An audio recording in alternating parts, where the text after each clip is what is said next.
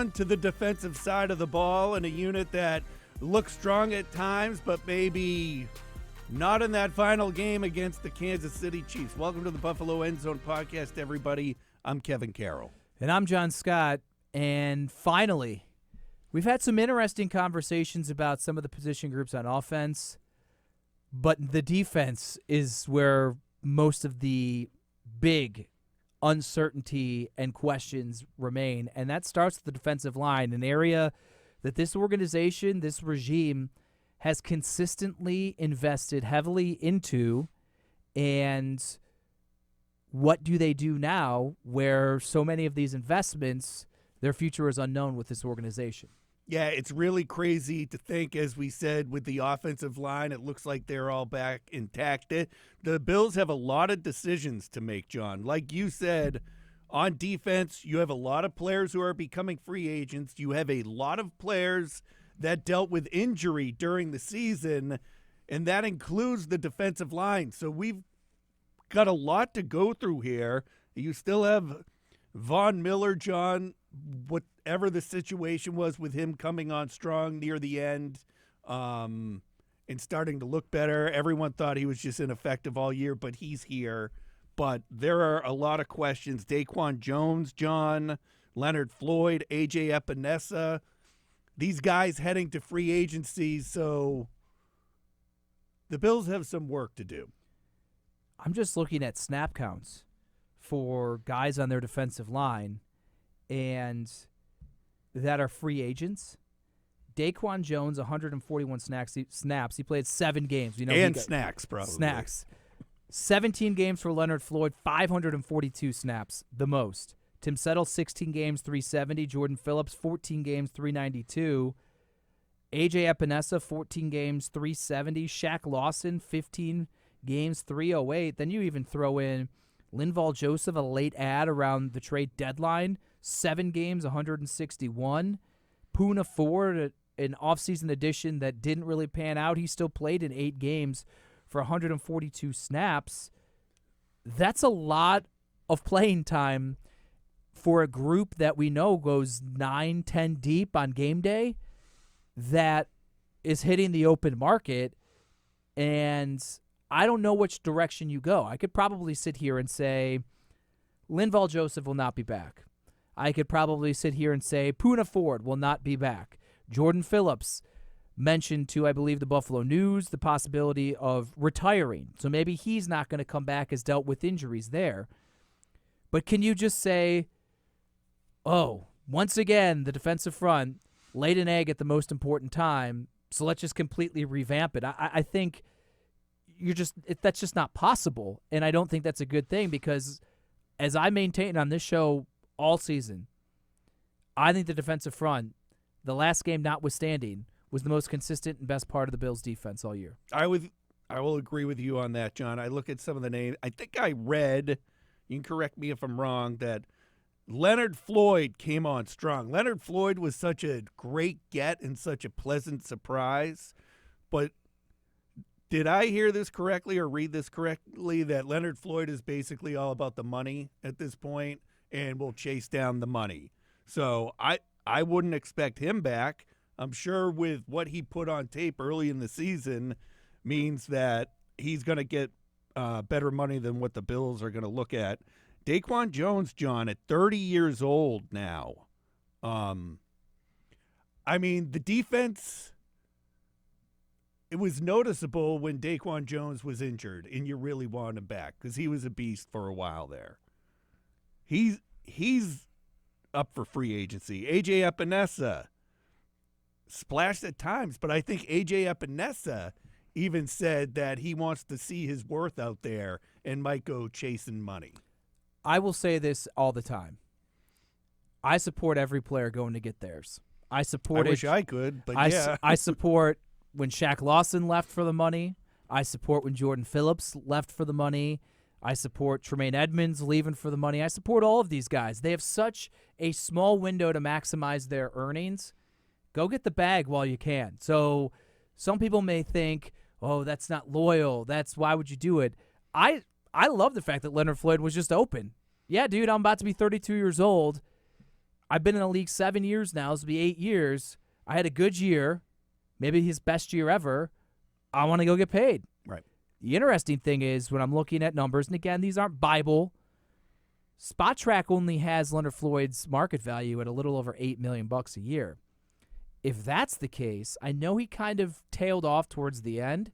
If I'm the Bills, I'd pay Leonard Floyd $8 million if it was like a 1-year deal or a 2-year deal. Right.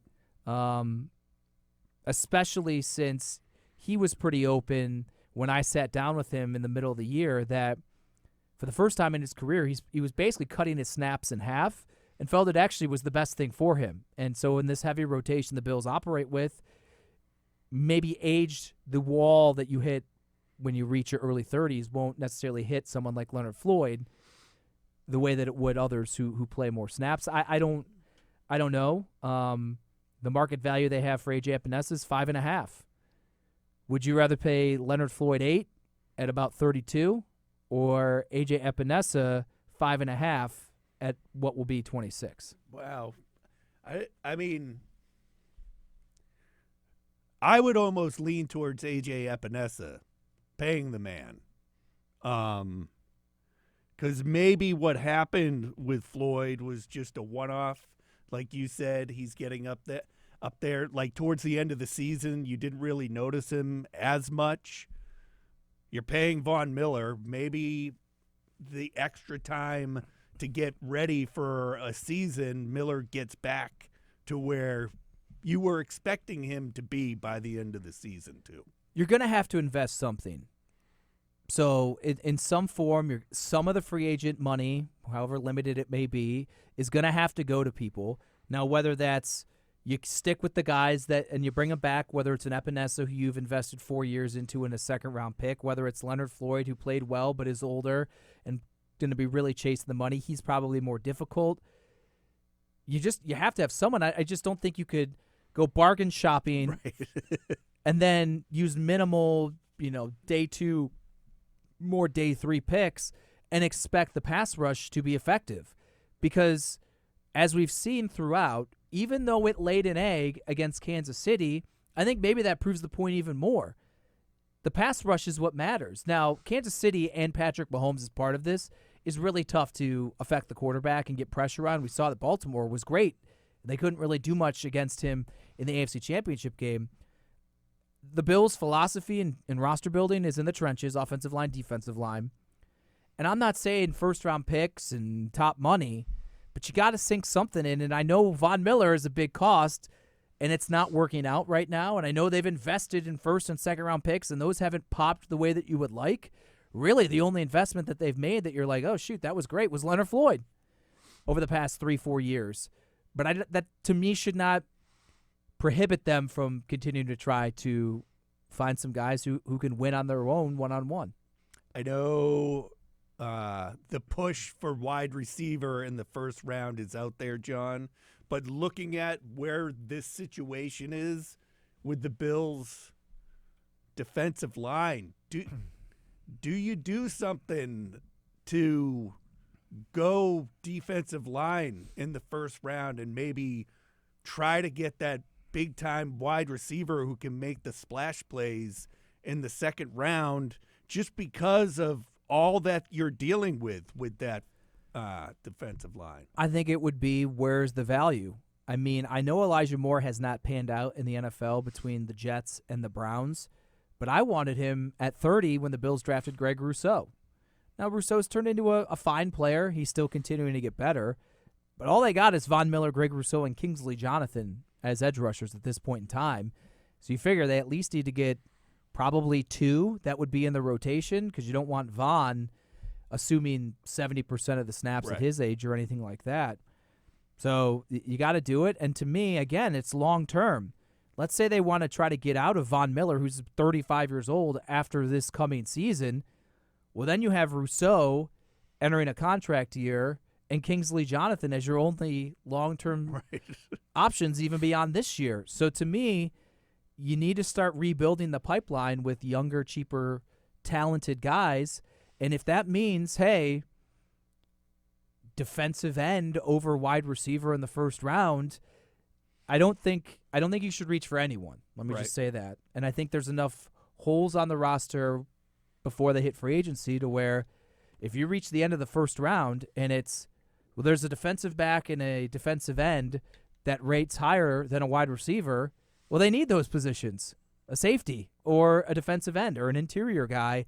I think I've said it, maybe the Bills fans should prepare themselves that this could be a position group, defensive end, defensive tackle, where the value just fits better late in the first round. Yeah, I agree with you on that. We talked a little bit about this when we talked about other positions as having to get younger as well at these positions, beyond all the money in that. Eventually, players just age out, and you need to start filling up that pipeline and bringing people in. I'm always going to be about drafting a wide receiver in the first round, but as you and I have started going through this and looking at these positions, I think I've talked myself out of a few things that I normally would have stuck with, that Bills are in a bit of Dutch at this position. And, Brandon Beane talks about, same as last year, we're not going to be out there, we're bargain shopping, or however he worded it, as far as what they're looking to spend and who they're looking to bring in. So maybe if things don't fall right and there's no opportunity for you to move up to get a wide receiver you want while you're sitting there at 28th, and maybe, again, here we are looking at the Bills going after another pass rusher. It's certainly possible. If you're looking just at the Bills' free agents on the defensive line, Daquan Jones, Leonard Floyd, Tim Settle, Jordan Phillips, Poona Ford, Linval Joseph, AJ Epenesa, Shaq Lawson. Who do you believe they should try to keep from that group, if anyone? I keep leaning towards AJ Epenesa just because of what he did this year. I think during training camp, we had him, was it AJ you had getting moved? Possibly as a possible. I put AJ Epenesa or Boogie Basham in a bucket of high draft picks on the defensive line that come cut day, maybe instead of moving on from them, you could get some value on the trade market. It ultimately was Basham. It was Basham. But I think AJ came on, went healthy, and you just picture the balls getting batted down and even intercepting a ball here or there, and just the impact he had on changing games. I think whenever he hurt his back, and I can't remember what game, rib, that I think that affected him for the rest of the season.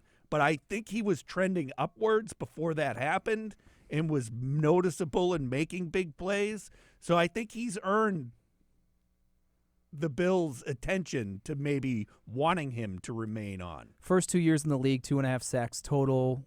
It's been documented. The body change. He was a 280-pound power rusher in college. The Bills asked him to basically drop down to 250, 255 and develop more of a speed pass rushing game. And it took a few years to not only figure out his body, but as he made it known, when you're a power pass rusher, you're not using the same skill set and moves that you are as a speed finesse type guy off the edge. So he had to almost completely relearn how to be the player that they wanted him to be. Last 2 seasons, 15 games each, 6.5 sacks in both of them. He had 2 interceptions we saw this year, the Washington game and then the Kansas City game, and then he got hurt when tackled on that. 8 passes defensed or deflected. 5 last year. Forced fumbles, fumble recoveries in each of them.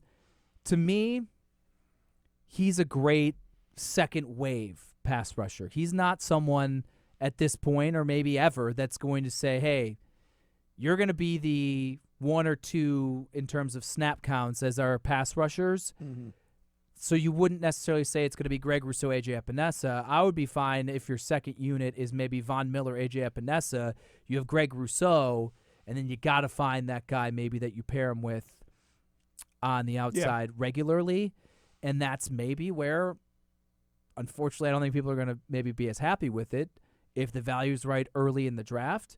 Or we had the conversation when I said this season, do you think they made the right decision giving the money to Leonard Floyd over DeAndre Hopkins? We flipped it around and said this offseason, do you think they should give money to a receiver or a pass rusher? You said receiver. We'll have to see. I don't know if they're going to go money into receiver, high draft pick into receiver. We'll see. But I think pass rusher versus receiver is kind of going to be the conversation moving forward. That's where we're at, and it's something that you can go back and forth on. I mean, I don't know. When we did the wide receivers, John, and looked at some of the free agent wide receivers, to me at that point, I was more like, you got to draft one of these guys to change a game. You know, we brought up Zay Flowers with the Baltimore Ravens and how he did, and other rookies as well, John, at the wide receiver spot, proven their weight throughout the season. But then what do you do? So you're saying that Von Miller at this point is not opposite Gregory Rousseau. I mean, just as we sit here right now. He had his best game against Kansas City, and the biggest plays he made were against the run. Yes, he was slowly trending and looking better as the season went on. And Sean McDermott, Brandon Beane both indicated at the end of the season. The hope then is that it carries over and that arrow keeps moving up starting at training camp. But he's still 35. So I'm not banking on someone that age, even a full extra year removed from a major knee injury, being Von Miller. To me, I think he's the second-wave pass rusher. And then you got to figure out the interior here, Kevin, because it's Ed Oliver right now, Cameron Klein, Elianku, I think, is gone. So it's like, what? I'm there with Daquan Jones if it's a one-year reasonable deal. But he's 33 as well. I mean, $5 million, I think, is what SpotTrack has him at as a market value. I'd rather pay a little more for guys off the edge than on the interior. I mean, you got Linval Joseph, who I thought was decent. Right. And he came off the street late in the year. I think you can maybe find more interior guys that can get the job done as space eaters as opposed to pass rushers that can win off the edge. I think Daquan is still in a good spot as far as, he's getting up there in age. It's hard for me with everything that we've talked about to be like, ignore the age. You got to bring Daquan back because it does pop off the page to you when these guys at these positions hit the 30-year-old mark and on. But I mean, what are you gonna do? Like, you have to have someone play these positions. Someone's got to come back. So I'm fine with that. So, and then you build off of that. Only other last thing I think we can touch on and wrap up with this: Greg Rousseau, 5th-year option, yay or nay? Yay. I would agree.